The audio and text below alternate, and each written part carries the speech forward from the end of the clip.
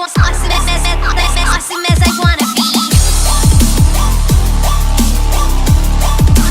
Awesome as I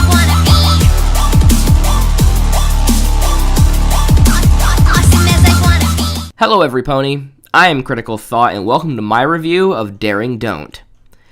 Well, it's time for another Dave Polsky episode, everyone. I've made it pretty clear in so many previous reviews that he is definitely not my favorite writer on the staff. There have been so many episodes that he's written that I flat out hate, and trying to list them off here would take far too long. But I did notice some hints of possible improvement last season. Will his first episode for Season 4 be the one that breaks the mold and gets my seal of approval? Or will he continue to flounder? Let's find out. We kick off this episode with one very excited Rainbow Dash bugging Fluttershy about how there is only 4 more months until the next Daring Do book comes out. Dashy gets a little carried away fantasizing about what the book's plot will be like, though, and ends up crash landing in a tree. This is literally me every time a new Forza Horizon gets announced. Theme.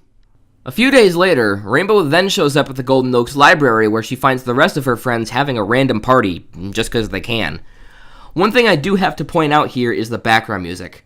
For some reason, I get a very 90s sitcom vibe from it, and I'm not sure if I love it or I hate it. Maybe a bit of both. I think it's a fine little tune, but it feels weird and out of place in MLP. 3 months and 26 days, 3 months and 26 days, 3 months and 26 days! Hey, Twilight, aren't you excited that... At the party, Rainbow asks Twilight if she's excited for the new Daring Do book as well, but Twilight breaks the news to her that the new book is actually being delayed another 2 months. Hey, Rainbow, don't feel too bad. You could have been one of the backers of Star Citizen. I really hope someone gets that joke. Twi tells Rainbow that the publisher's statement on the delay just said that AK Yearling wouldn't be able to finish writing it in time and needed another 2 months. Because Rainbow is so impatient for this book, she comes up with a plan to find out where AK Yearling lives and take care of all of her chores for her so she can spend all her time writing instead. Twi is hesitant to go along with this plan, but Dashy persuades her into it. The main 6 travel all over Equestria looking for AK Yearling's house, and eventually find it in the middle of some remote forest.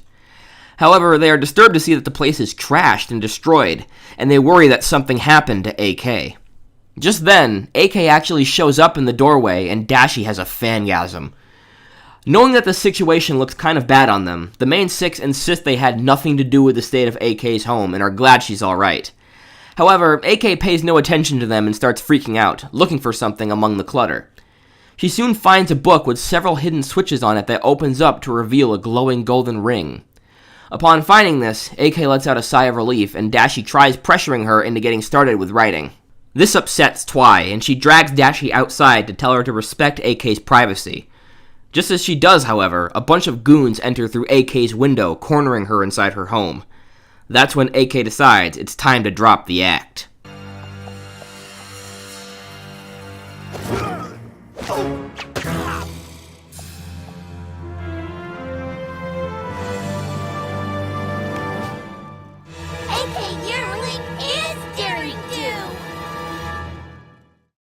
Now, before we get too deep into this review, let me talk a little bit about this big plot twist.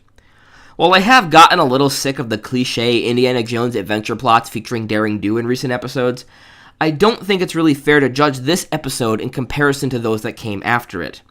Yes, I do believe this choice to make Daring Do a real pony and not just a storybook character ended up ultimately hurting the show in the end, but if I can just channel 2014 Critical for a moment, when this episode dropped, I thought it was awesome. It was a definite curveball that I was not expecting, and it felt really magical how a fictional character in this universe just ends up being real. I know of many bronies who wish the same thing would happen for the ponies of MLP, so to see a similar thing happen in the show itself is admittedly pretty dope. Daring Do and the goons have a good old-fashioned tussle, fighting over the gold ring before Rainbow accidentally distracts her for a moment and she's overpowered, with the gold ring falling into the clutches of Caballeron, a villain who is also present in the Daring Do books, who Twilight makes sure to fill the audience at home in on. Caballeron escapes with the artifact before the main 6 finally get the bright idea to actually help Daring Do. When they try to, though, Daring brushes them off and says she works alone. How can we just stand by and do nothing? You know what's at stake here? Aoizotl has sought control of the Tenochtitlan Basin since Book 3. True, but in Book 4, she defeated Awazodal and secured control of the Amulet of Atonement, dispelling the dark magic of the Quetzalcoatl Empress, and thus protecting the basin with the Radiant Shield of Razdan. But the Radiant Shield of Razdan is vulnerable to the dark enchantment of the Rings of Scorchero! But are you forgetting that the rings were scattered to the four corners of Tenochtitlan, thus rendering the dark enchantment powerless? Only if you assume that the rings have yet to be retrieved, and the ring Caballerian just stole isn't the last to completely restore the Dark Tower and its cruel hold on Tenochtitlan. Did you ever think of that? When you and your brony friend hang out with other non-bronies. Okay, but sounds to me like we're in way over our heads. Really, Twilight? Really? None of this was over your head? But this is? Philly, please! Before they can formulate a plan, Dashie runs off after her idol, eventually finding her further in the forest. After a great moment of further nerding out over the thought of going on an adventure with the one and only Daring Do, Dashie begs Daring to tag along, but is still denied the opportunity. However, Rainbow chooses not to listen to her idol's wishes and follows her anyway. Daring and Dashie stumble upon Caballerion and his goons in the woods just outside of town. Daring tries to trick them into thinking she's a merchant looking to buy the ring with a disguise so terrible I'm pretty sure it wouldn't fool a literal baby. But before she can complete the transaction, Awazodal appears and scares off Caballerion and his crew. Daring drops her disguise and attempts to fight him and his ferocious animals off, but Dashie distracts her once again and she's captured. Rainbow says she's going to free her, but Daring tells her not to bother. Later, the other main five find a heartbroken Dashie sulking in the woods. Dashie admits that Twilight was right and that they should have left Daring alone, telling them how she was captured by Awazodal and that it was all her fault. However, Twilight and the other main four try to cheer her up and inspire her to not give up on Daring, while simultaneously cluing us into the moral for this episode. But since it's repeated later at the end of the episode, I'll save my thoughts on it for later. Back at the temple, Awazodal attempts to drown Daring in a pool of piranhas. Damn, that's actually really dark when you think about it. But of course, Daring escapes before that can happen, with the help of Rainbow Dash. One minor little nitpick I have with this moment is when Daring reminds Rainbow for a third time that she works alone, with Dashie just refusing to accept that answer this time, saying that Daring is lucky that she doesn't work alone. It somehow makes everything cool between them and Daring gives a friendly smile to Dashie. It feels like this conflict between these two was kinda rushed through to the conclusion, likely because this episode is running out of time. Though I think with just a few more seconds this could have been fixed. We already show here that Rainbow can be competent and helpful to Daring when she isn't fangirling the whole time like she was during the previous action scenes.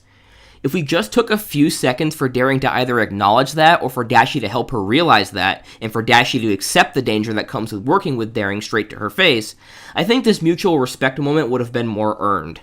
In the throne room, the main six try to keep the gold ring away from Awazodal and his guards, while Daring and Rainbow attempt to remove the other gold rings needed for his ritual. Daring clunkily delivers the exposition that if they remove the bottom ring, the entire temple will collapse. Just as Awazodal retrieves the ring from the main five, Daring and Rainbow are successful in removing the bottom ring, and the temple crumbles to the ground, with the main six and Daring Do managing to escape. After Daring thanks Dashie for her help, Rainbow puts the first entry into the new friendship journal that we were introduced to in the last episode. The friendship journal will pretty much be used exclusively to deliver the morals this season, which definitely makes my job a whole lot easier. It's way more straightforward than trying to pick out what the moral is based on character actions and normal dialogue. Dashie says in her entry that you shouldn't put your heroes so high on a pedestal that you forget your own self-worth. I actually really love this moral because it's a really important one that doesn't really change with age.